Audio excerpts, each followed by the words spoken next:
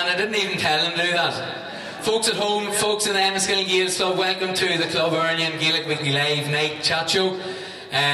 We are building up nicely in Fermanagh ahead of the Ulster final. We're all very excited. The clubhouse is packed here in Enniskillen. Outside we have 2 TVs with a marquee because the capacity crowd had to filter out there. And we have some special guests. Tune in, folks, because in about 5 minutes we will be announcing Fermanaghs team for the Ulster final on Sunday. But before all that, we're going to start. I'm sure you've heard him this week. I'm sure you're sitting to see him this week. But we're glad to have him. It's John Slowey singing the official Fermanagh song for the Ulster final. Wake me up and we win Ulster.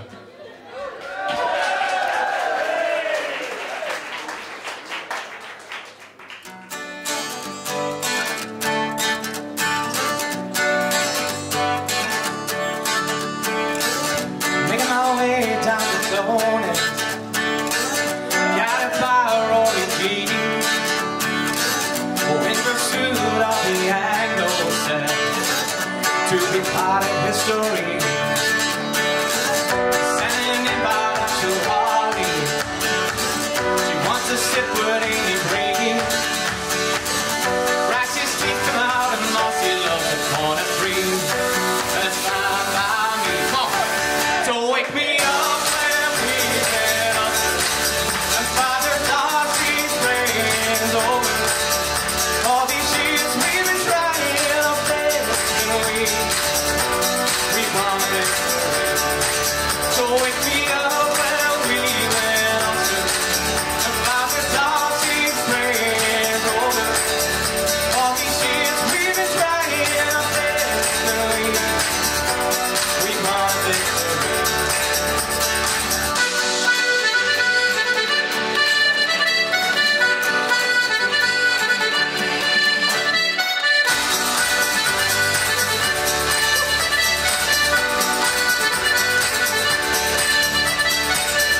Started forward as a goalie, and Cully and his brother Lee, Jones and Donnie in the middle of the field, and the Quigley's on the tee. We did our mind here, apart, wasn't pretty on our eyes. We went to Healy and we made our mark, what's known as a prize. So wake me up when we will see, and Father Darcy's rains over. All these years we've been trying up this way, we want victory. So wake me up when we will see, and Father Darcy's rains over. All these years we've been trying up this way, we want victory.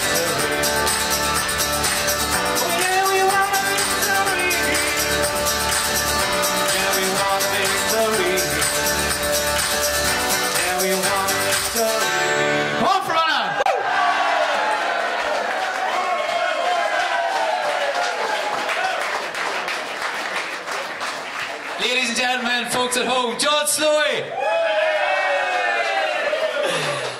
Folks, brilliant. Look, we don't get the Ulster finals very often. 10 years ago, before that, I think it was 26. Indeed, which one of our guests played in. So look, let's make the most of it and bring the boys home on Sunday. Let's hear a chorus of that, maybe in Clonus and St. Eirne Parks on Sunday afternoon. Alright folks, look, the excitement's building. Ger Tracy from Club Eirne, the chairman of Club Eirne, is going to join me now. Ger, come on ahead. And I'm delighted to say that Ger is going to announce the team for Sunday, fresh through from Mr. Rory Gallagher. Ger, take it away.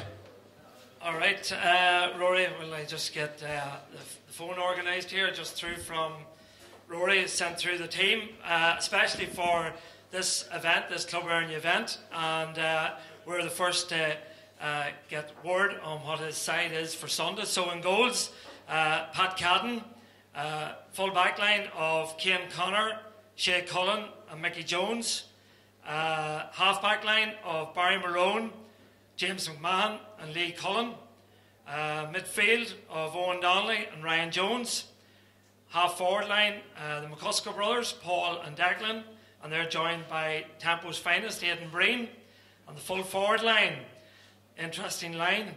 The two Quigley brothers, Sean and Shamie. And in the middle of those two boys, keeping them apart, is none other than a Derry man, Colin Jones. So that concludes the 15, and he's happy for his subs to be named here tonight as well.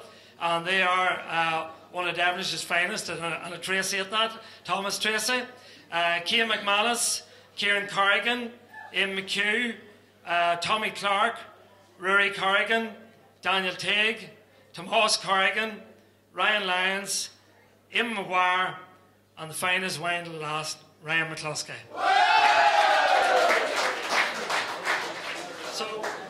So that's the team that Rory and subs that Rory has selected, and I'm sure that'll get the conversation going.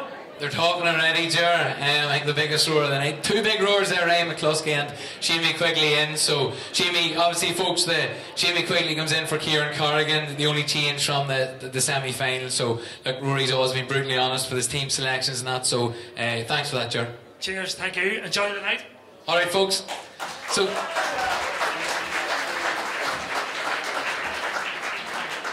alright, so that's the team, folks. The bear in the square that is Shamie is back, and we're all very excited about that. Alright, look, without further ado, we'll announce our special panel of guests. The first up here, folks, they say he's at more clubs than a golfer, but that's because he has the Midas touch. It's the former Fermanagh manager, Don Corrigan.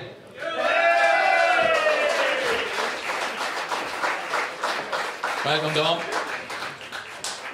Good to have you along. Alright, next up, a fleet-footed scoring machine that lit up the game in the 90s and the 90s. Stand back there, Marty. He's an enemy territory tonight, but he says he'll be on his best behaviour. Ladies and gentlemen, welcome Letterkenny and Donegal's Brendan Deveanney.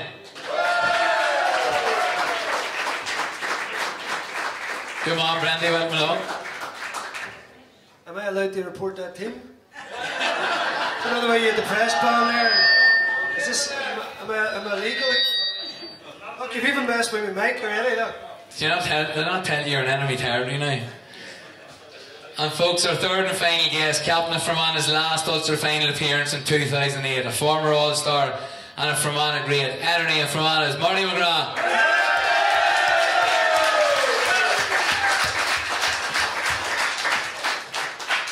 Marty, welcome along. Thank you. Am I going to have to put a bouncer in between you and Deveanney again? No, it's alright. We sorted that. We made our peace.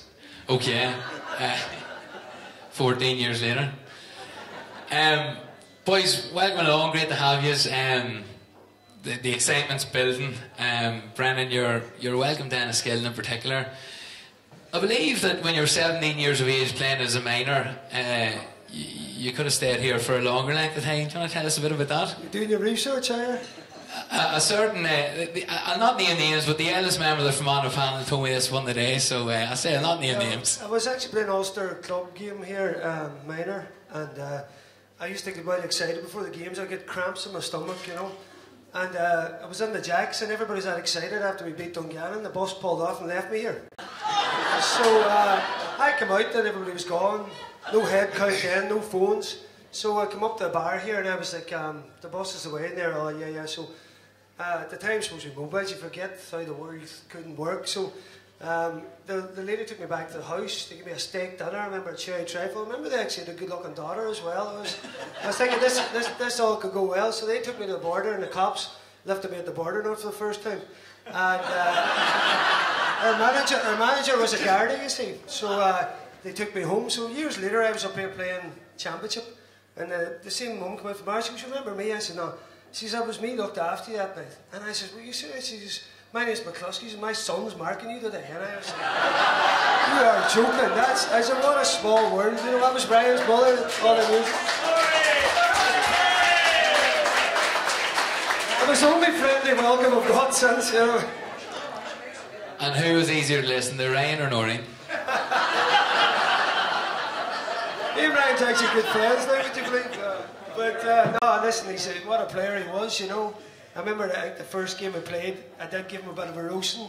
But after that, they definitely got the grips with me. So yeah, good lad there. Traz was out in Boston actually. They were out there in the summer. And he was well behaved, wasn't he, Traz? Traz made him a few stories out of being actually. He's not here to defend himself, so we leave him be. A great background story to have. Dom, welcome along. Thank you. Great to have you. I suppose we can draw on your experience as a player in an Ulster final, as a manager of Fermanagh, as a manager in many a big game. You're with Killyclogher at the minute. Killyclogher in Omagh, or just outside Omagh. How's it going? Okay, but I'm not really here to talk about football tonight. My main role here tonight is to promote a young man who is going to sing for Ireland in the Eurovision Song Contest next year. And that's people talk about Rory mania, Shamey mania, but it's all Slowy mania this last fortnight. And I seen John Farry here tonight, Father Brian Darcy here tonight. So I want to see John Slowy put forward to represent Ireland at the Eurovision with "Wake Me Up When We Win Ulster." And when we win the Ulster title on Sunday, there's not even an audition for John. That song goes forward. Brendan has O'Donnell there, Daniel in Donegal, but we have Slowy and Fermanagh from here in. And John Slowy, you're the man for Ireland's Eurovision. And certainly he can do no worse than what we have been doing in the Eurovision this last number of years. So John, we want you there. Okay. So Dom, you've left football management to go into PR. I'll be driving Slowy on. Well, no better, man. Look, welcome along and thanks for coming. Marty, good to see you. The last time I seen you, you were sprinting on to Healy Park about the rugby tackle one of the McCuskers after beating Monaghan, and I thought, Jesus Christ, that man could still do a job around the middle. And Mickey Cassidy isn't happy about that. I haven't played a game since. Yeah, look, at that moment you forgot where you were and you lost all sense of... You didn't know what you're at. You're out in the moment. You're right. And you thought, geez, this is a great moment for the county. You just lost a sense of abandonment. I had earphones and microphone and all, and I lost them in the middle of the crowd, and they were trampled on. And I was pushing ones out of the way to get at them and to get them back. And when I got back over to do it, the sweat was pouring on me, and I was breathing that heavy. I couldn't get done, but it was a great moment, and you couldn't but enjoy that moment. And obviously, with the late goal, made it even more exciting. And the last couple of minutes, but look, we're in the Ulster final, and that's what counts. And if we'll take the exact same game and the exact same result on Sunday. 10 years ago since. Jet told me to keep this light-hearted and plenty of talking, but I can see that you're going to do that job for me, the three of you, so it's great. Marty, 10 years from 08, obviously you were leading out the team then, famously sponsored in that Gaelic gear top, which we all remember fondly. Did it go by in a flash, or...? 10 years, what, the game? For 10 years. 10 years, it went very quick. No, the game, the game went through in a flash. The second one didn't go through quick enough. The first one, I suppose, the first half, obviously we let them go away. Maybe it was a touch of nerves, maybe it was just they had that experience of being in the finals before, a few of their players, and the second half we probably stuck at it and dug in all right, but we thought we were prepared for everything. We were prepared for the roar of the crowd. We were prepared going up the hills and all into the crowd of the Clonus, but the crowd that day kind of took us back a wee bit. When we came in, we were warming up in Scottstown, but the crowd on the green and white just took us back when we got to Clonus and Fermanagh Street. It just, for a moment, the bus went very quiet. And I think I wrote it in the paper yesterday, until we saw the goat at the top of the hill. The goat at the top of the hill changed the whole atmosphere in the bus and settled the whole thing down again. But looking back and seeing some of the photos now, it's emotional. Even reading the story about Herbie the car. The boys from Eirne had this car and they got it in 04. It was emotional, and you're thinking back to them days and just how enjoyable it was for not only the players but for everybody in Fermanagh. and how enjoyable this is for the players now. They probably don't realise it, but it is one of the most enjoyable experiences of your life. Obviously, a massive build-up here. It's it's not many finals we've been in. Brendan, in relation to Donegal, what's the approach now? Obviously, the last 2 years, bit of a barren spell under Rory, when he was managing you. Is there anticipation, excitement that you'll finally get the Anglo-Celt back, or is there a feeling of taking a certain element of taking Fermanagh for granted? Is that evident? I'm a wee bit numb. I'm still trying to digest the 2 Quigleys in the lineup. Does that worry you? Of course it worries me. I'm here to dampen your enthusiasm, by the way. That's, sorry about that. But no, hearing the 2, I thought that Shamey was maybe doing his version of the Hangover around Rosslea. That's the rumours that we were hearing, but obviously that's not true, and that would be a huge worry for us in our defence. You see, Rory, listen, there was a load of players retired, and it was a tough time for Rory to take over. A lot of training went on. It seemed as if Donegal was taking a dip. There was a few signs at times that we were going in the right direction. But listen, there's a few issues there, particularly probably Dublin 2016 when we were 4 points down. We still sat defending. I was just chatting to Marty before that. The worst thing Fermanagh could do, I think, is try and keep Donegal to that same scoreline that they've had the last 2 games. Because I expect Donegal's going to score more than that. And I think that the team that you're going to play, there has to be a serious attack element to them, which we didn't see enough of at Donegal. Now, whether he's learned from that or not, I don't know. But certainly, if he does something like Burton Murray Riley on a Jeremy Connolly, if he tries that with the Michael Murphy, we'd be happy enough. So there were some things that bemused me about it. But at the same time, we have to give Rory respect because he was a huge part of the All-Ireland winning team. He was a massive part of that, and all the lads would say that. So it was very difficult the period he took over, but from a Donegal perspective, we'd have to say we owe him a lot for the Ulster Championships before that and All-Ireland. You'll not be saying that after Sunday. Marty, 04 was a great year for Fermanagh, All-Ireland semi-final, which we lost out in a replay to Mayo. Of course, you were at the fulcrum of that team.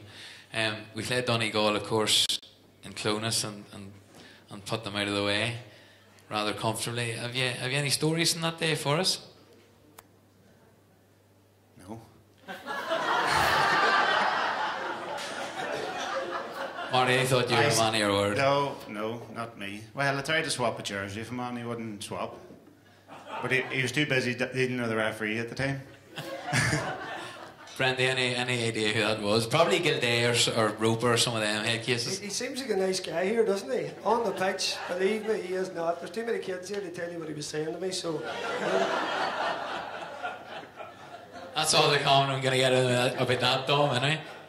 Dom, obviously, you were with Fermanagh in 03, which again was a fantastic year. League semi-final against Tyrone, All-Ireland quarter-final against Tyrone. Came up against an absolutely magnificent Tyrone team. In your eyes, that squad now, of which we have a few here, we have Marty, we have Kieran Donnelly down there, Tom Brewster. How does that squad, is it fair to compare them to this squad today, or what's your take on that? Well, I suppose it's hard to compare different eras. Like, there were some fantastic players on that team. Kieran and Tom, I just saw them there earlier tonight. Marty. We had a very good side, but we came up against a serious outfit. I would have felt that Tyrone team in 2003, with Cormac McAnallen on it, Canavan in his prime, Mulligan, O'Neill. In my opinion, they were one of the best teams to have won the All-Ireland this last 20 years. So we're just unfortunate there, but thankfully we pushed on. And in 04, we came within a kick of a ball of reaching the final. So, no, it's good. But I just thought, just in case I forget, I'd tell a wee story from the 82 team. I don't know if John McElroy is there. John about? John there? He's not going to put his hand up anyway, no? Even if he's not, but I'll always remember one of the things. At that time, we always used to play Leitrim before we played our championship match. Leitrim was always kind of a team. Get Leitrim for a kind of a morale-boosting performance before you go into your championship. So John was always cute. He reckoned that we got Leitrim, we'd be well set up and get the confidence levels up for the championship. So about 3 weeks or 2 weeks possibly before we played our first round match of the championship in '82, we played Leitrim in Banlamoor, and it was on a Wednesday or Thursday night, summer's evening like tonight here, and it was about 8 o'clock. So boys coming from work, coming from building sites or whatever else, and the first half, it started off, didn't go particularly well. Half time, McElroy sat us down out in the middle of the field, didn't take us into the changing rooms, and went round everybody.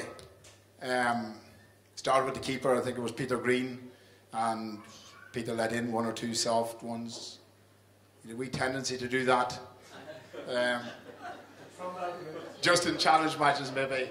But went to Kieran Campbell, Nags Corrigan, remember, I think he was saying the Nags standing about, letting his man get out in front.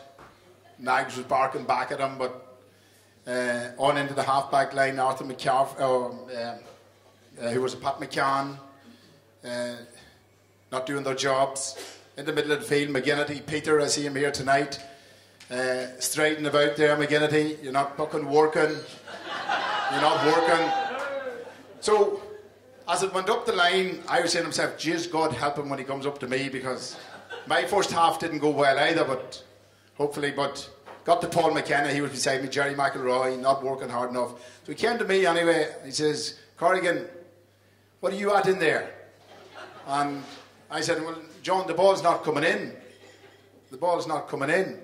And he says, fuck's sake, anytime I look up there, you're standing there scratching your arse. I remember after that game, I said to myself, no matter what I'm doing in a match, and no matter how badly I'm playing, I don't want to be scratching myself anyway. So if John was about, he probably doesn't remember it, but I always remember that, and that's from '82. Certainly learned a strong lesson that night, never to be scratching myself when I'm supposed to be out winning ball. So hopefully Shamey and Connell and Sean and the boys inside on Sunday, they present for the ball, because if you didn't, John McElroy would be on your case very quickly. And don't remember, we're live on TV, so don't be scratching your arse tonight either. I forgot about that. Marty, standing, what are you doing, scratching your arse? You've worked under this man as a pupil and as a footballer. Does McElroy's management style ring any bells true to that man, or? Yeah. He'll let you know about it anyway. It's a cute way of getting you involved. What do you think? What do you think, though? He's used to asking the questions, Marty. And one of his favourite drills in the whole thing, and Tom and Dawns and all that testify to this, is a 3-man weave. Any of these drills, are scientific drills or anything, he says, no boys, 3-man weave. Break down any blanket defence. So, in fairness, Dom had a big part to play in my career from schools, under 21s to county, so I'll not be criticising him too much now, but it's the 3-man weave for me,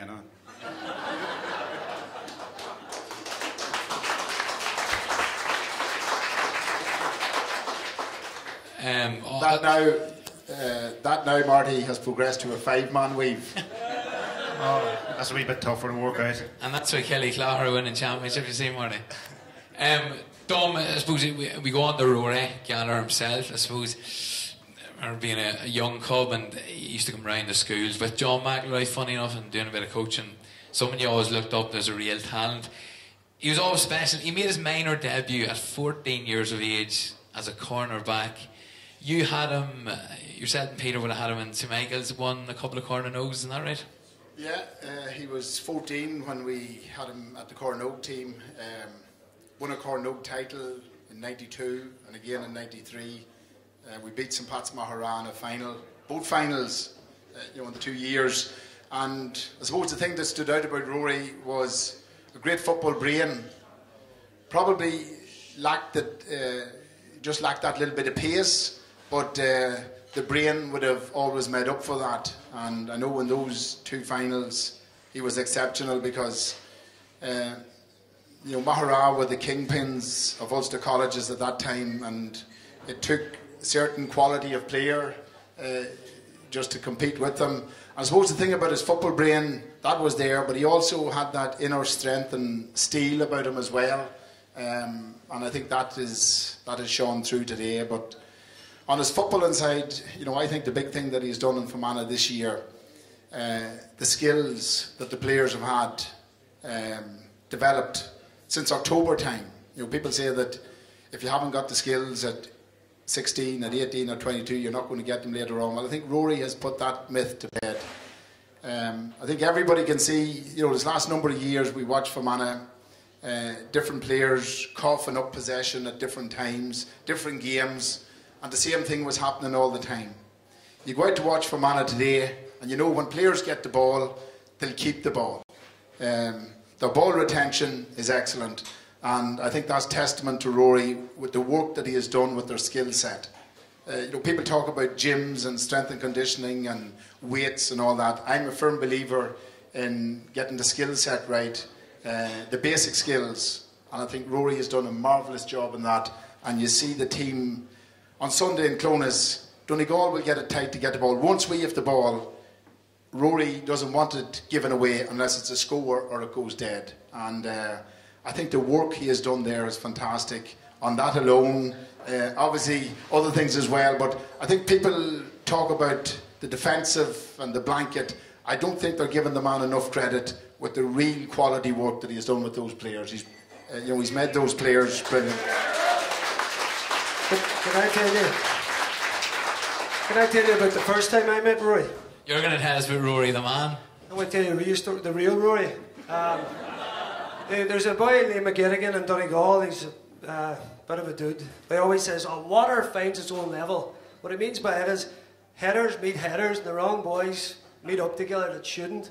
And Rory used to be, I don't think he is anymore, but he used to be a bit mad, and Remy's down there as well, and they've been to my town a few times. But I didn't know Rory, but me and McGuinness were tight at the time, Jim as well used to be a crazy guy, and again, Brian, if he lands into your church someday, he'll probably put you off the altar and he'll want to pontificate. That's Jim. Is it? I wouldn't be surprised. So Jim used to be like that. I thought he's a changed man, but we're at a party anyway, and the boys all landed in, and Jim knew all these boys from college. So I was going out with this girl at the time, we were a bit of an item. So next thing we're in this party, and she lands in, she goes, "Who's that boy over there?" I go, "It's Jimmy's mate Rory." He says, "He's just trying to shift me." So I says, "This boy's got some BLs. He lands in the party, asked no questions, just went straight for this girl, who happened to be my woman." So I always throw that up, and every time I see Roy, I said, "You remember the first time I met you?" I said, "Listen, he's for all I know, he made a shift at her, So that was my first introduction to Roy. Not that you're better about it. So that was probably around the late 90s, noughties, I suppose. 2000, Brandy, 2000, 2001, 2002, Rory was actually top scorer in the Ulster Championship. When that Fermanagh team was developing, I suppose you'd have been at the height of your powers around then too. As a footballer, you knew the man. As a footballer, what was your take on him? Well, I suppose, what was it, the 3-9? 3-9 against Monaghan, yeah. 2 penalties. Doesn't seem possible. He still doesn't beat Remy's goal we seen last night against, who was it, Cavan? That was still some goal, but yeah, listen, I suppose looking at him from that time, and the book here pulled me up last night about punching above and below weights, that they were in Division 1 and we were in Division 2. What I meant was we didn't see Fermanagh that often in terms of the league, and people were talking about rivalries and that, so there always was a tense rivalry when we played, it was Ulster, and there's never been a game, I don't think, in Ulster. Maybe now at the minute there's a big disparity, but there was never much between us. And Fermanagh, even though we were always seen as favourites, could always put it up to us. And Rory, I suppose, he went on a bit of a tour around the country between club and playing up with Cavan and stuff like that. I think Rory's the type of person, he wanted to go out and go different places and do different things, and I think he was pretty single-minded around that. That's probably helped him a bit now as a coach, but I can't understand the commitment, from his playing career to his work. He's at shop down in the big supervisor down in Killybegs to all these years with Donegal. you'd think that he would take a break, and now he's headlong in. And if you talk to Ryan McMenamin, he's on about that Rory just never stops. It's just boom, boom. Like the appetite for it is unbelievable. Well, look, I'm glad you brought up those championship meetings, because from 2000 there's been 8 championship meetings between Fermanagh and Donegal. There's been 1 draw. Donegal have had 3 wins, and Fermanagh have had 4 wins.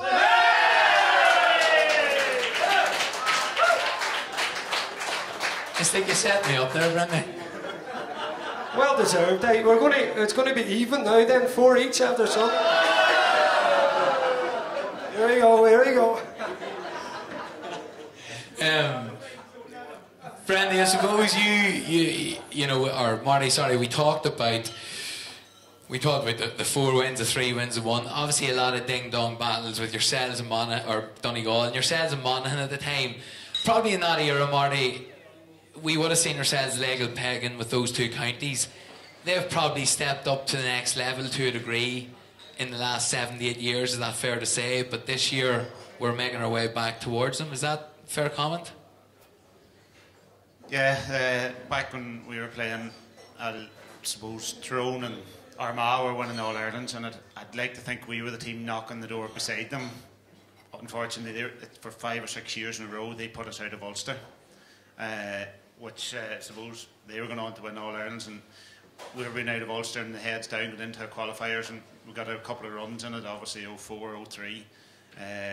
But in 06, Donegal put us out of the probably what I'd say was probably our best team in 06. Unfortunately, Donegal beat us here in Brewster Park with 3 points. And I can't mind the fella's name. Ian Maguire was having a field day. He scored 2 points, and it was Bonner. Bonner came off the line. He was getting treatment in the line. Took Eamon, hit Eamon late from behind. Shouldn't have been on the pitch at the time. Eamon went off, and Donegal ended up winning the game. Who's to say if Eamon had stayed on, we'd have won that game and went to another quarter final. But Monaghan and Donegal, since Malachy took over Monaghan, Seamus McEnany built them up so far, and Malachy took it on. They have took a step forward, and there's no question that they are in the top 4, 6 teams in the country. And Donegal has been proven. I think this is their 7th Ulster title this decade, or Ulster final this decade. So, you know, you can't question the quality that they have shown.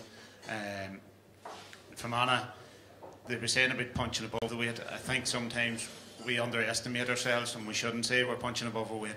That's where we deserve to be, and it's time to start saying that instead of saying we're punching above our weight.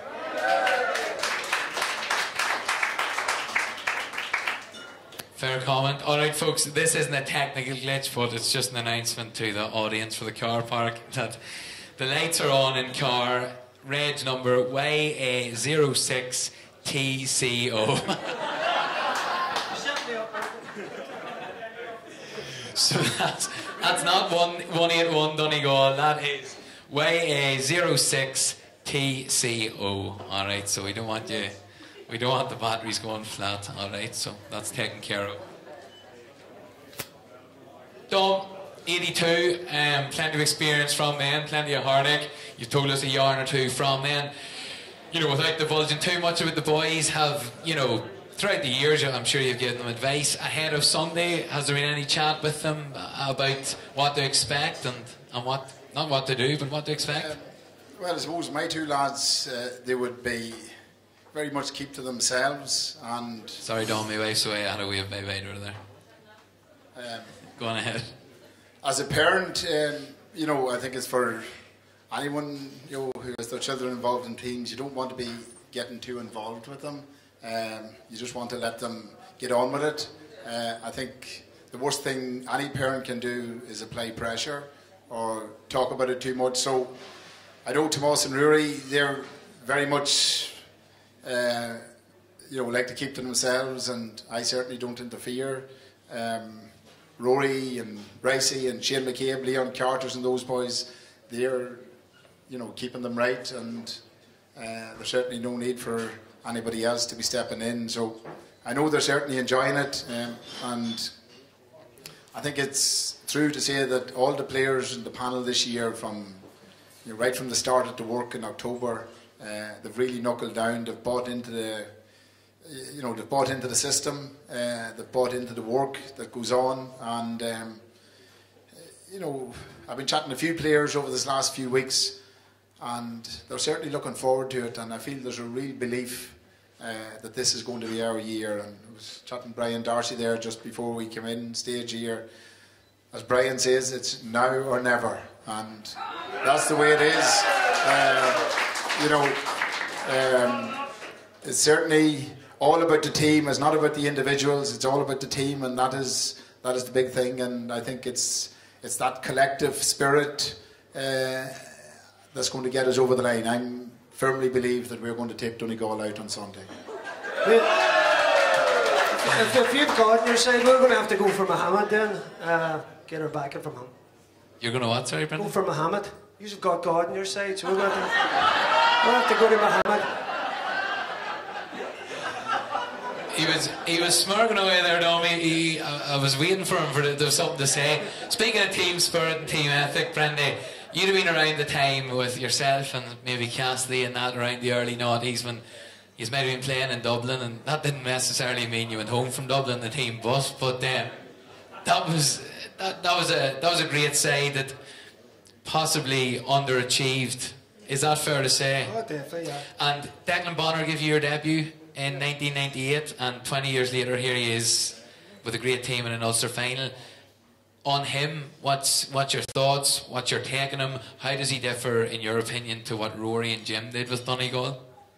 Well, I think he's completely brought a new style in. I think any of the people that's looking now, and listen, I totally understand what Fermanagh are doing to step up, because at the minute going into the championship, no one's thinking Fermanagh can win Ulster, so they have to play a certain style, and it's not that I like it or like that type of football. Donegal did it, they won in All Ireland, and that's what they have to do, and I appreciate that. But for Donegal, we weren't going anywhere playing that system, because once that system plays the opposite system, you have like the 2016 final with Tyrone. I mean, I'm going to games now. I cover a lot of games of the radio there, and I was going to games for the crack with the people, and but like all the GA people here, they're the best in the world, and like the games themselves, if it was a good game, I was surprised. Most of the games were dirt, and I remember as that final was winding down, honest to God, being a Donegal fan, I didn't want to draw. I said, I'm not coming back here next week for this muck. This is a disgrace to football, what's going on here. And Tyrone happened to win the game, and I was happy enough. wouldn't have taken a draw. I'd rather throw one than take a draw. That's how bad. I was like really even losing interest in going to games. So for Donegal this year, the first game, 3-14 to 2-18 down at Killarney, you know, absolutely, that's football. Now that's fair enough, because the top teams now are realising that you have to go and outscore, and that's why I think there's a wee danger. I think that Fermanagh, they're very different Fermanagh from what played here against Armagh to what they were against Monaghan. So I think Donegal should be cautious about thinking that they're just going to own the ball and pressure, because that's not going to win the game for Fermanagh. They can't play like they did against Monaghan, that won't do. So particularly, as I say, with the two boys named up front, and us having not much power at the back or not much height, there could be a couple of goals if the ball is won. The ball must be won. You have two good midfielders, obviously, Jones and Doyle. If you can get possession, because Donegal lorded possession the last day, and I don't think you can read anything into any of them games that Donegal won. So I think for Boner this year, Paul McGonagall's in the background, Karen Lacey, there's a good element there between them, and I think the main thing for Donegal is players enjoying the football. I just couldn't see how you would enjoy what Donegal were doing the last few years. You want to express yourself as a footballer and go out and play the skills and everything you're doing. And don't forget, Jim brought this tactic into Donegal years ago from club, and our club and his club were the big rivals, and I was captain of our club, and I absolutely despised, not Glenties, well, kind of Glenties, sorry if it's going out there, but I absolutely despised the way they played so much that I made it nearly my life's work to smash it. The difference was, and we did smash it too, they beat us in the county final playing like that. We'd never seen it before. No one ever seen it before. 2005, we didn't know what to do. You know, the defence flooded, and then they'd break into space. The more we tried, once they get ahead, the worse it got. And then we were like, it was the most sickening feeling I've ever had from football. But then we made it our ambition to beat that system, and we did it by being smart on the ball, working the space. The difference is in club football, people will give it up in club football. You cannot camp inside the 45 in a club game, and if you've got a good team playing against you, they will pick holes. The difference is at county level. We have 15 very athletic, strong, well-conditioned county players, and I suppose you touched on it, Don, the conditioning and the work Fermanagh have done, and that's the big difference I see. Cavan weren't at the pitch physically, Down were a disgrace, Derry, where Derry had their problems, they're not conditioned. Fermanagh are conditioned, that took some effort for them to come up to that level. So that's, I suppose, the aspect that Donegal are looking at. But for Boner, yeah, I've really enjoyed watching Donegal this year. But again, there's huge question marks still about our defence. And particularly with Neil McGee out, I think that could have a huge say in this game on Sunday. Interesting points. And Marty, we can see Brendy's concerns. You finally told the people what they want to hear. There's a negative in Donegal. Marty, I suppose that's something that Fermanagh people feel they can expose is the Donegal defence. Brendy talks about the condition of the Fermanagh players, you know, on the stats. They're over the last 5 years, their average weight is down, their body fat is next to nothing apparently. An interesting stat is that under Pete McGrath, the average card count for the season was 35, and this year already it's 55. So has he added tactically? Has he added a bit of nastiness? And obviously he's added the condition to the game, and can we use that to our benefit on Sunday? A higher card count wouldn't be an issue for me if it's spread around the team. Obviously you have to be cute about it. It's a lot of the cases that if you see the good teams, the like of Dublin, the like of Tyrone in their heyday, they knew how to foul and knew where to foul. You have to do it.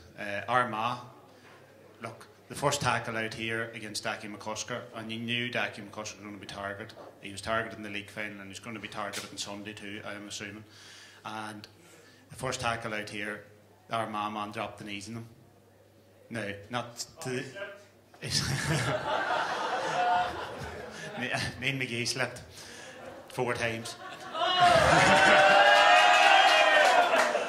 But, you know, it happens in games and it works both ways. You have to learn to take it as well, and that's where the patience comes in. Look, Fermanagh has got a wee bit nastier, yes. I wish it had happened more in my time. You done your best. The problem is, I maybe got caught doing it. But, you know, for the top teams, and Dublin, if you've seen what happened, sure, look what happened to Dublin in the last semi-final against Wicklow, or against Longford. You know, the tackling, it was late, it was who was it? Across the face of the man. You knew he was his at. He got away with it, he knew what he's at. That's happening in football. Johnny Cooper. So Fermanagh need to bring it into the game. They need to bring it down a level, and I think it was said in the semi-final they used every trick in the book, and Declan Bonner's put it out there already, and he said about Ryan McHugh needs a bit of protection. I disagree with it. Joe Bradley put up a comment yesterday about it. Somebody should tell him to stay on his feet. But that's fair enough. He's a small man and he did get a bit of abuse of getting down. But he's putting it out there not just for Ryan McHugh. He's been cute about it. He's putting it out there to the officials to watch out for what's going on, not for what's Fermanagh. And he has just put it in their minds, and he's playing mind games already with the officials. So Rory will have his way of putting it too. But Fermanagh look comfortable in what they're at. And it's David Goff, and he is panicky, so it mightn't just work as well. Yeah. Does that work? I mean, boys, from your experience, does that work? In that Bonner's coming out in the national press and saying, you know, David Goff needs to crack down. We've seen it done before. Hart used to have his article in the Irish News every week, and it seemed to work a treat for him. Dom, do you think that plays on a good referee like David Goff's mind? Well, hopefully not, but I thought Declan Bonner was bang out of order for it. You know, I think he's a great football man, Bonner, and he certainly doesn't need to resort to that type of stuff to try to apply pressure on Goff. But I think Goff, you know, he's an experienced ref. He's done a lot of games, National League, Championship games, so I don't think he'll buy that at all. But just getting to Sunday, what the lads were saying here, the hard edge is massively important for any successful team. And I suppose the most cynical team in the country are Kerry, who are, have got this reputation of being brilliant footballers and all of that there. But if you look at their card count and their late tackles and late fouls, Kerry, who dominated football for years, they were the most cynical team during that period of dominance as well. So that has to be taken into account. But Sunday's game, in my opinion, is going to a massive part of it will be who gets the big start. If Donegal get a start on us, I'd be seriously worried, because we would then have to come out of our shell. I think that in all our games to date, we have had a very solid start. If we get a solid start on Sunday, game tight after 20-25 minutes, I think Donegal are in trouble then, because they haven't been in a battle all year. We are battle hardened. We had a tough game. I know Armagh were poor, but any team that Geezer is in charge of, they have to be put away. And I don't think we got the credit for that performance. It was all about how poor Armagh were. It wasn't about how good Fermanagh were. And I think we put that to bed then when we went out and done the same to Monaghan. So if we can hold it tight, stop Donegal from scoring a goal, I think we're going to frustrate those players, because Brendan's team has 5 or 6 or maybe 7 players who are making their first Ulster final appearance.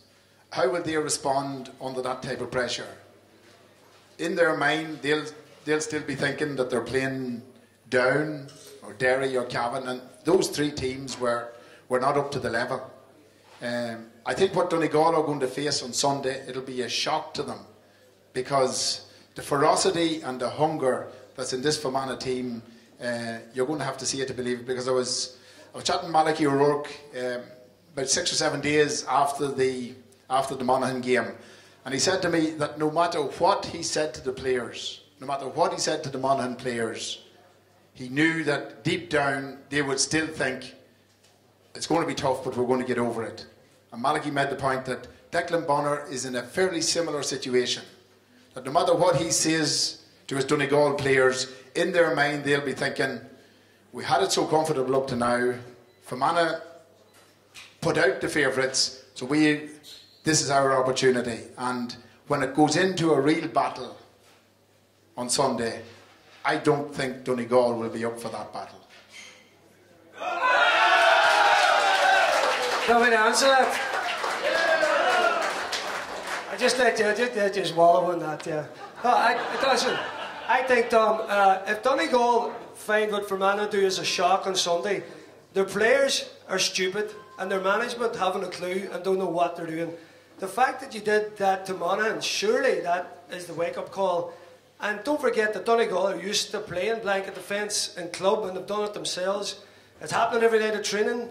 Donegal, obviously, what they'll be training in now is with 4 or 5 bodies extra against their forward line and replicating what Fermanagh is going to do. And you're right, the mindset coming in might be that we are favourites or whatever, but if it's a shock to them, I would argue that Donegal are clueless. If it is a shock to them, that's the reason they're beat, then they shouldn't even be in the final in the first place.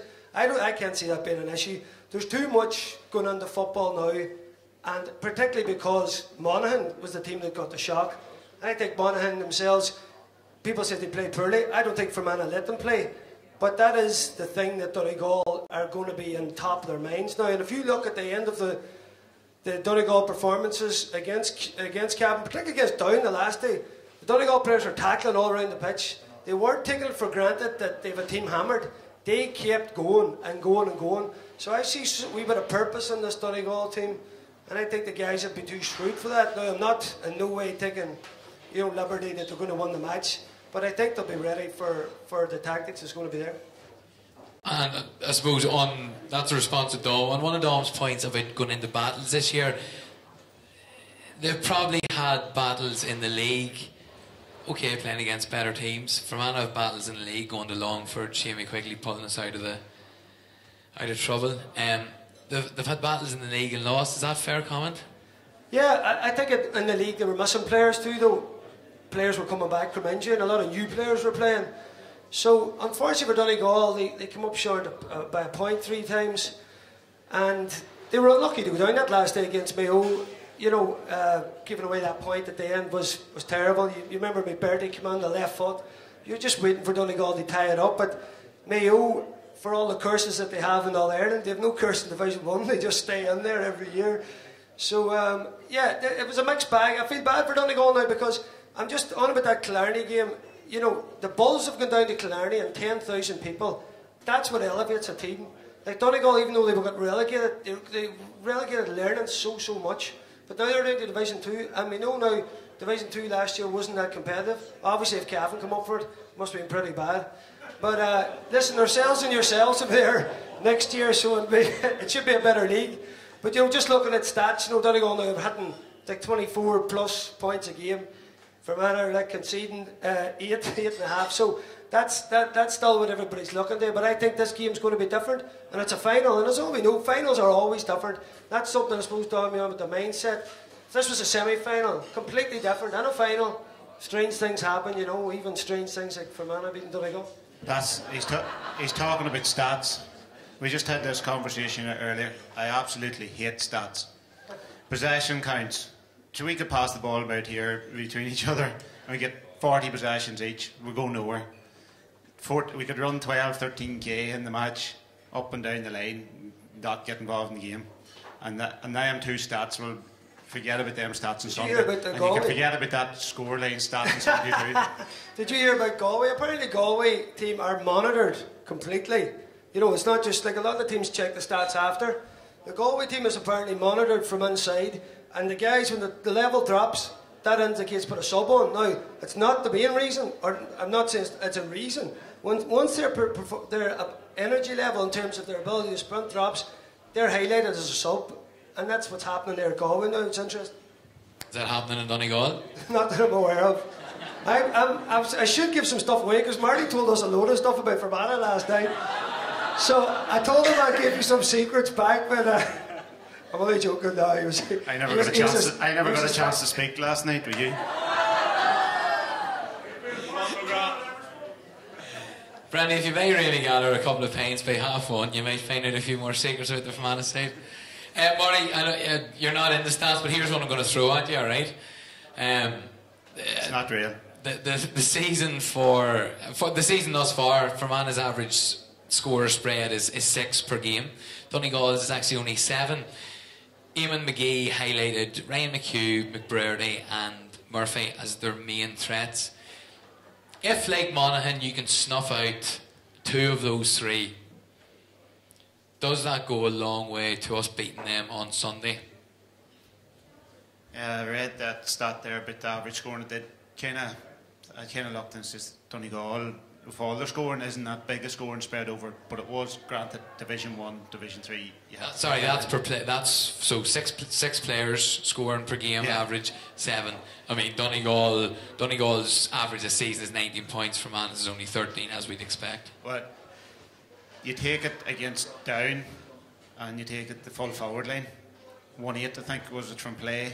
1-14 or 1-13 overall from the full forward line. Obviously, it's going to be a job now to defend against Murphy, McBurdy and Brennan. If you curtail them, they have then Leo McLoone coming in. You have McNeilish possibly coming through, Frank McLean, and then you have Ryan McHugh if he stays on his feet. So you'll not be back in Kilcar anytime soon? No, I have a good time for Ryan McHugh. He's a good footballer when he's on his feet. But it is an interesting stat to spread the scores. Most of Fermanagh's scores have been from frees, but yeah, you have to hand it now to Fermanagh's discipline again. Monaghan was very, very good. I think it was at 4 frees overall, maybe that they give away, and particularly in them last 5 minutes of the game when Monaghan were hunting for a free, an easy score. So I think if Fermanagh get most of their scores, it will be from frees, but they will have to get most of the frees on the target if they're going to come out on top. And a game exactly the same as the last day will do us. No matter 1-8 mightn't be enough, but if 2-8. You need 1-8 in the first half. then you'd be all over. Okay, folks. Well, look, I've asked the boys enough questions. We're going to open it up to the floor. Has anyone got anything? If you shout out the question, I'll relay it to the boys. Anyone got something to ask to any members of the panel? Father Brian? Has the Donegal team been announced, Brendan? Who's full back? Not yet, and if it was, it'll be a complete lying case. Sorry, has the Donegal team been announced for the folks at home? Sorry, yeah. No, and if it is, it's such a mess at times between information being held back in it, but we have a fair idea, but no, nothing yet. Nothing yet. Do you think, will it be Keelan Ward or Doherty at full back? Who do you think will go into full back then, Brendan? I would say it'd be Keelan Ward, but to be honest, Keelan's he's a clubmate of my own. He's had a fantastic season. You know, he's not physically as big as the Quigley boys, you know, so certainly I think if, you know, think about even Donnelly's gone inside a few times and that, you know, there's some serious power out there without McGee. I mean, you think for years Eamon would have been the guy who picked up the big guy, and Neil was in there, and now it's left to Neil, and now he's not there. Other, you know, Paddy McGrath and Owen Band and these guys, all pretty small, and Frank McGlynn's not the tallest, so, you know, certainly an aspect, and I think that's why the two guys have been named. That's going to be a worry for Donegal. Okay, yeah, fair comment. Yes, Eirne man, yes? Brendan, regale the story you told him Joe got a last night. Brendan, you had a story with yourself, Mr. Cassidy, last night. Do you want to tell us that one? See these wee future Fermanagh players here, these young boys, don't know how to hear that. Okay. No, we had a team of, we normally have a couple of headers in the team, but we had a bit of a pool of mayhem going on, and it was different times then, you know, there was beer allowed. Now you guys they're hermits and they're not allowed to talk or do nothing, but we're squeezing the fun out of football, and we kind of squeezed every last drop of crack out of everything that could possibly happen. I was just actually thinking back to some of the stuff went on the bus. Christy Toy used to be a great man for, we'd be all down the back of the bus. This actually was when the drink was stopped and we got bored. And Christy used to ring up the manager, and then on he was calling keys and go through the game with whatever manager. I know he did it to McDuff a lot, to MacGyver and that. We'd be all down the bus and on loudspeaker. But the crack in the bus, a few of them situations there, like the Ulster final with Armagh, stuff that happens. It was the first ever Ulster final in Croke Park, and there was no the Ulster Council need to look after the day, so there's no food. So after the match, we all get on the bus. We lost to Armagh as usual. We go down the road. There was a load of traffic. There was a couple of sandwiches on the bus, but nothing much. And some of the guys were a wee bit dazed in that. It was a hot day, so we landed in Virginia after a couple of hours on the bus. And some guys got a steak, some guys didn't. They just went straight into the bar. And I started drinking. The county board then bought some crates of beer. We seen them buying crates of beer. We all bought bottles of vodka and Red Bull. So we're all down the back of the bus. We didn't even look at the beer then. We're drinking pints of vodka, Red Bull. A lot of boys hadn't eaten since the breakfast. They played a match. This bus then started just go out of control. And I was saying, like, it was coming down the road, and it must have looked like a pressure cooker about to explode. It was just mayhem inside it. But one of the boys had a habit of stripping off naked. And Can we name names? yeah, no, I'm not going to go on camera. So he run about the bus with nothing on, and this sounds crazy, but this kind of thing was going on. But the manager was sitting up the front, Tom, and I don't know what you would have thought listening your day, but he hopped in beside the manager. It was McGrath, and McGrath looked at him up and down, not a stitch on, and he goes, "Where did it all go wrong today, Brian?" And McGrath just looked at him and says, "Get out of it." So the bus landed into Donegal town, and the door opened, and these boys came flying out on the street. And you can imagine all the Donegal fans have gone to Croke Park, come back home disappointed. There was to be a gig rig, all this. We land off the bus going full throttle, yes, because of course as players, like there was plenty of crack, but once a drink goes in, you do forget about everything, you know, as we all know. But of course, how did that look to everybody then? So as I was saying, we were staying in the Central that night, and there's supposed to be rooms, and of course the county board then just pulled the rug. Nobody's getting on, you're used to this kind of. So the guys fall asleep, we're all sleeping in the foyer of the hotel. We wake up like this. What are you drinking? Wake up, start drinking. We're having a recovery session that evening in Killybegs. We all get paraplegic, drunk, straight away. So we're outside in the street, there's boys smoking fags, there's boys running about. We went up to the charity shop, we all bought a rake of clothes, hats, fucking jackets. We're running about Donegal town, it's all over Highland Radio. After losing Ulster final, here's these boys, crowd of idiots. So we head down for this recovery session, and on Highland Radio it was basically trial. Everybody's ringing up, Sean, I've seen these boys out in the street, they're smoking, they're wearing women's clothes, you know, they're supposed to play with Donegal. So that's how we got the reputation, and we probably deserved it, to be honest.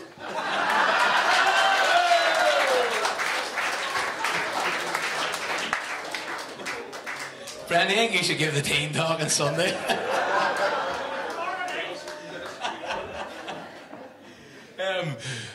Boys, we'll go back to the match.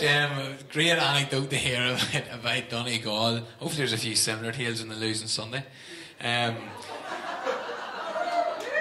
On Donegal, and back to Rory, Dom, will Rory, knowing Donegal players so well, be an advantage? Will they, similarly, knowing his management style and approach, be an advantage to them? Yeah, well, I think that cancels each other out, really. But I think his inside knowledge of the players will be a massive plus to our players, because he will tell them their strengths, their weaknesses and all of that there. So, no, I think it's our plus that Rory was involved with Donegal right from 2011 or 2012 that it was. So, you know, I think that will be certainly to Fermanagh's advantage. And he will, you know, I think our midfielders on Sunday, I think that battle, as Brendan alluded to there earlier, it's going to be key. I think if Ryan Jones and Owen Donnelly have a strong performance on Sunday, that's going to be massive for us, because I know our forwards have been criticised for scoring just 1-8 and 12 points, whatever it was, in the 2 championship matches. But we have to remember that they were up against an Armagh defence that was packed, and they were up against an organised and very structured Monaghan defence. The one big weakness I feel that's in Donegal is in their defence. I don't think that they're as strong, and certainly with Neil McGee out of it now, I think Rory will certainly look at that, and I think with his team selection there, with Sean and Shamey and Connell in there, we have definitely an aerial advantage, and I think that's going to be a big plus, because you know, Rory will know that the Donegal defenders are good and pacey and all of that there, but I think the big thing that he'll know as well is that they're weak enough in the air, and I think that's why maybe Kieran Corrigan has been sacrificed and Shamey has been in, because we will see, I think we'll see a more direct approach. We'll still keep it fairly tight at the back, but I think Rory will be fairly well clued in to knowing that we're capable of getting more scores against Donegal than against any of the 2 teams we've played up to now, because Cavan were very poor and they scored 116. Derry were even worse and they scored 116. And Down were a real shambles, and I think they scored 114. So our Fermanagh forward line, you know, have been much maligned, but to be honest, I would be very disappointed if we come out of Clonus on Sunday without having got 16 plus points. And I don't think that's putting too much pressure on our forward line. I think Jones and Donnelly are playing well enough in the middle of the field. I think they will win the battle against McClune and McFadden. They'll get a better supply into the forward line, and I think with the lads there, the starting, and a few men to come off the bench, I would be seriously disappointed if we don't get 16 points.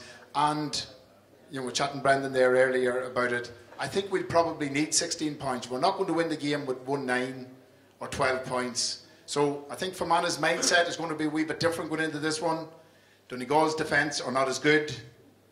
Certainly with McGee out, they're very vulnerable. We have the aerial power there to get at them, and I'm expecting Fermanagh to hit 16 points, a goal maybe as well, and we'll be home and hosed.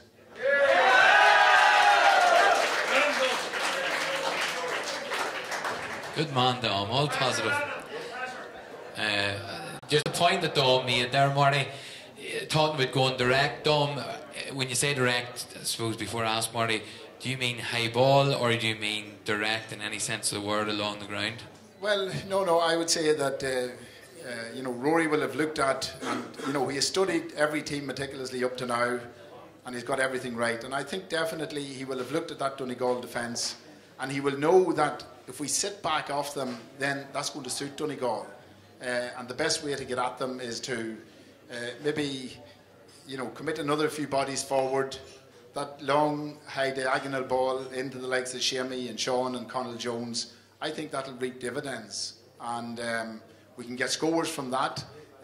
So I think we'll see our forward line not being starved of possession the way they have been up to now. I think you'll see the Fermanagh forwards being involved much more in this game than they have been up to now. And for us to win on Sunday, I feel definitely we need that tally of about 16 points. Okay, Brendan, we were talking beforehand, and I'll put this to you as well, Marty, that I suppose with Fermanagh's high ball this year thus far, bar the Longford maybe high ball into Shamey to win the penalty, didn't really work in the league final against Armagh that was tried in the first 12 minutes. I suppose Rosslea went up Letterkenny, Brandy, as we were saying a few years ago, only hit 1 point in the first half, were nullified in Donegal. Yes, a different team, but the same type of football. But do you think Donegal will be concerned about that high ball and that high direct ball into Shamey and Sean? Yeah, there's no doubt. And as Dom's saying, it's Donegal defence is untested. I think that it's always dangerous to base a final on what's gone before it in terms of it's completely different opposition and different style of play. God knows what this game's going to throw up on Sunday. There's going to be some twists and turns in it. The high ball is a huge worry for Donegal. I'm just worried about the other end of the pitch. Physically, Murphy and McBurdy, who's going to handle them? We know Shea Collin can, but who else? Is Jones up for taking McBurdy or Murphy? Inside Mickey Jones, who's going to come back? I heard even stuff about if Murphy stays in the Donnelly, potentially could come back, because that threat inside from Donegal has to be huge as well, because when the two guys is inside, they're both powerful men, and if Donegal were to, if you're out of place at times, which you're going to be, if there's a turnover ball, if it goes direct inside, that's a danger as well. So probably both sides have got issues with defending. They haven't got, neither side has the power to take the other team's forwards on. Man, okay, Marty. So what Brendan picks up on there, if McBurdy and Murphy stay inside, who do you see matching them up with? Shea obviously will pick up Murphy, and I do think Jones is good enough to pick up Paddy McBurdy. He's done it before, and over the last few years, Mickey Jones has been Fermanagh's best defender, and he's always given the task of marking the most dangerous forward up to Conor McManus, or Shea picking up Conor McManus. So, as Rory was saying, he's worked on defending, he's worked on tackling, and it's obvious from what they've done, and them fellas have improved at that. So there'll be no fear on them curtailing them boys. Now, obviously, the high ball is something that Fermanagh hasn't been tested for so far in the championship. Are they going to drag them about like they did McManus? Is that? Hopefully, yeah. Is that about? Murphy's well able to look after himself too. But the high ball is something Fermanagh will have worked at between the semi-final and now, because obviously with Murphy going in there, and they seemed to be the way he played against Down, he was in, he was out, he was in, he was out, and he's dangerous when he's in, he's dangerous when he's out. But in fairness, a high ball in could be an issue for Fermanagh to deal with, right on top of the keeper. We've seen it over the course of the league that it can be dangerous. Like, and the other side, the high ball into the two Quigleys, they know how to work it. They know. They love the ball going across to the back post, and they can use their body to get into position just to flick it. And in fairness to Shamey, he could have the ball in the net before the opposition man could hit the ground. Like he'd be that sharp. Like. Okay, look, folks, a great insight tactically from the boys. Just before we get the boys' predictions and decide who's going to be at the bookie, any other questions from the floor there for the panel? Don't be shy. On Trassa. Trassa, have you anything? She's a good door woman. She knows the inside track and the geese and all the casualties, and she's a GA woman. Oh, you have a question? No question. Anyone? Kathleen, have you a question for us? Ulster final winner plays Dublin in the next round, so how does Fermanagh get on Okay, so in the Super 8s, the Leinster winners are paired with the Ulster winners, and that will be the first fixture up. So the question is, how will Fermanagh get on against Dublin? Brendan, do you want to answer that? If we get them in Bristol Park, we'll beat them. That's a boy done. In fairness, it'll be a step up from the Ulster final. You have to beat the best to be the best, Marty, isn't that right? Alright, look boys, the bookies, I suppose you never met a poor bookie. They say the bookies have Fermanagh or Donegal at 1-5, and some have Fermanagh as long as 11-2. So, without further ado, I'll start with Master Corrigan. Dominic, your prediction please. Everyone tuning at home, crowd, your prediction for Sunday, scoreline and all, please. Well, it's hard to pick the scoreline. I think Donegal have been scoring on average 25 points in the championship. We definitely need to be taking that down to certainly to 15, 16. Monaghan went in with an average score of 22, and we took that down to 10, was it? So we took it down 50%.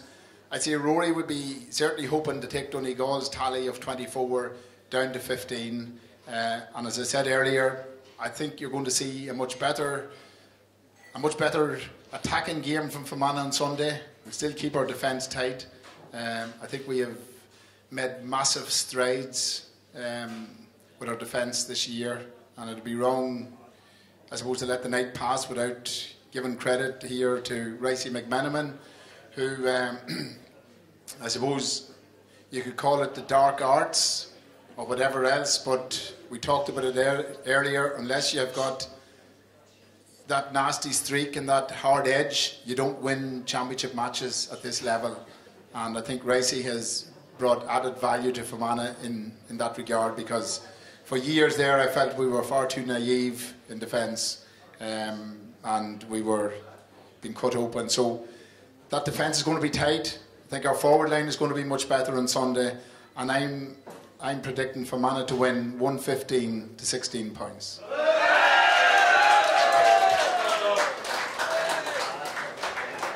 I'm glad you're speaking last, because the cheering when you're finished. A popular choice. We were definitely not letting you go last a minute.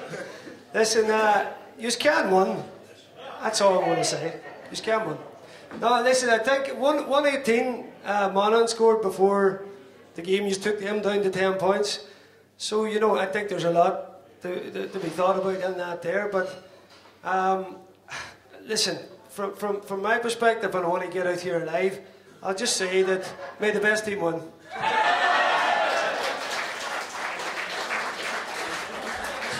What scoreline? 1-0 Fermanagh. Marty, the casting vote goes to you. Oh, that'll be an easy one. Look, it's not going to be an easy task, and in fairness to the boys, they've put in extremely hard work over the winter, and it's showing. Dom talked about their body fat going down and their weight going down, and I'd have to say, yeah, you've seen it. It's noticeable in a lot of boys you thinking didn't need to lose weight. Another side of it, I was thinking they're losing weight, maybe losing a wee bit of power, but they haven't shown that. They've showed more speed and more ability to get into the right places and cover for each other. Look, it's going to be a hot day. The weather forecast gave a hot day. It was a hot day in Oma, very hot. So I think it's going to be extremely hot too. So fitness will play its part, and it'll be sore in them, and it'll take 20 players, maybe even 21. And with Ricey probably playing his part too, running onto the pitch as much as any player. It will be difficult. Defensively, they'll stand up to it as much as they can. If Murphy plays inside, James McMahon might drop back a wee bit more, which then might create space for more players like Ryan McHugh or McNeilish, or if McNeilish starts coming through, Frank McLean, another dangerous player coming through as well. So we will have to work on that there to make sure that covers there as well.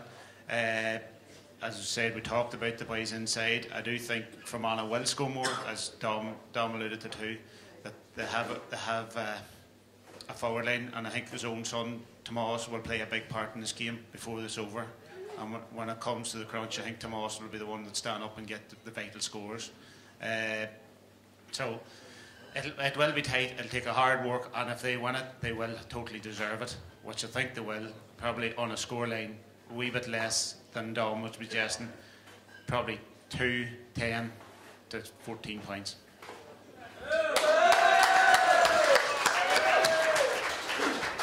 There we are, boys, and I'll leave the final say to... Oh, we have one more question. Go on ahead, Mr. O'Keefe. Who's feeding the chicken? It's the venue on Sunday. I think in this part of the world we take it for granted. Clonus, to us, in this part of the world is awesome. And it's a fantastic venue. When you look back to 2008, 2004, just ask the players on the stage what it's like to play in Clonus in front of a full house. Okay, so the question from the crowd there is, let's not forget the home Ulster football is Clonus. It's a magnificent venue. Marty, Brandy, Dom, how did it feel to play there, and how will the boys feel on Sunday, more so than anywhere else? Well, I suppose I played in the Ulster final there in '82, and I don't know what the crowd was at that time, maybe 8,000 or 10,000 was more or less a full house for Clonus at that time.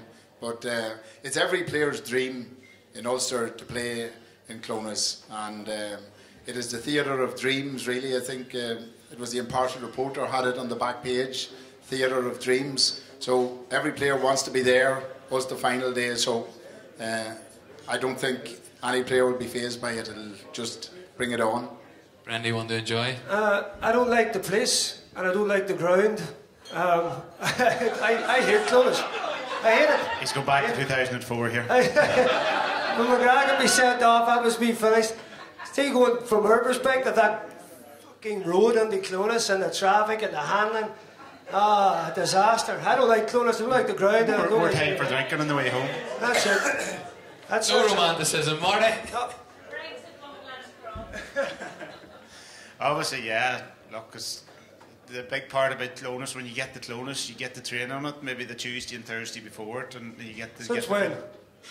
We only got it because we're here. We never got it. That's it. There's too much to pay for your travelling expenses up. Not here. The poor county board. But no, you get that. You get to run out on it a few times.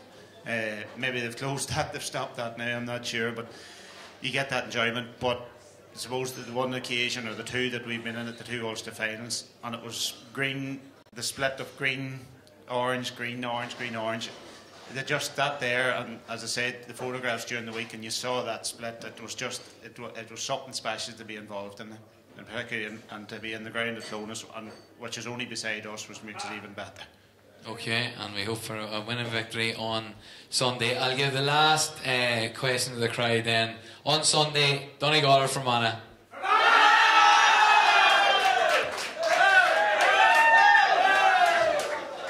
I think you heard that at home, folks.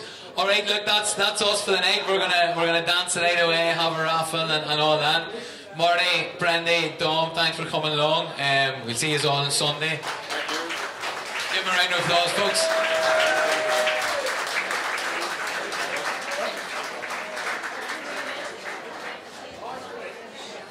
And okay, folks, look, thanks for tuning in at home. Thanks for everyone coming down. Thanks to Enniskillen Gaels. Thanks to Club Eirne. As I say, we're going to dance the night away tonight with music by Vincey Wamley. To all you at home, see you at Clonus on Sunday and up for Fermanagh.